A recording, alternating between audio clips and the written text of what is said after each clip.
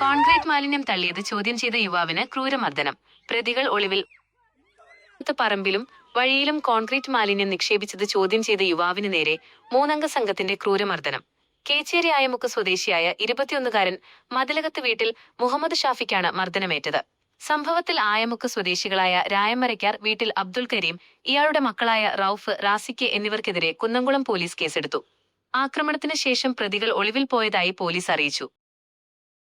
യുവാവിന്റെ കുടുംബത്തിന്റെ ഉടമസ്ഥതയിലുള്ള പറമ്പിൽ പ്രതികൾ വീട് പൊളിച്ചതിന്റെ അവശിഷ്ടങ്ങളും കോൺക്രീറ്റ് മാലിന്യങ്ങളും തള്ളിയിരുന്നു. വർഷങ്ങളായി വിദേശത്ത് താമസിക്കുന്ന ഷാഫിയുടെ കുടുംബം അടുത്തിടെയാണ് നാട്ടിലെത്തിയത്. പറമ്പിൽ മാലിന്യം കിടക്കുന്നത് കണ്ട് ചോദ്യം ചെയ്ത ഷാഫിയെ പ്രതികൾ ക്രൂരമായി മർദ്ദിക്കുകയായിരുന്നു. മർദ്ദനമേറ്റ് നിലത്തുവീണ ഷാഫിയുടെ നെഞ്ചിലും വയറ്റിലും പ്രതികൾ ചവിട്ടിയതായി പരാതിയിൽ പറയുന്നു. ആക്രമണത്തിൽ നിന്ന് ഷാഫിയെ രക്ഷിക്കാൻ ശ്രമിക്കുന്നതിനിടെ മാതാവിനും മർദ്ദനമേറ്റു. ഗുരുതരമായി പരിക്കേറ്റ മുഹമ്മദ് ഷാഫിയെ ആദ്യം കുന്നംകുളം താലൂക്ക് ആശുപത്രിയിലും പിന്നീട് തൃശൂർ മെഡിക്കൽ കോളേജ് ആശുപത്രിയിലും പ്രവേശിപ്പിച്ചു.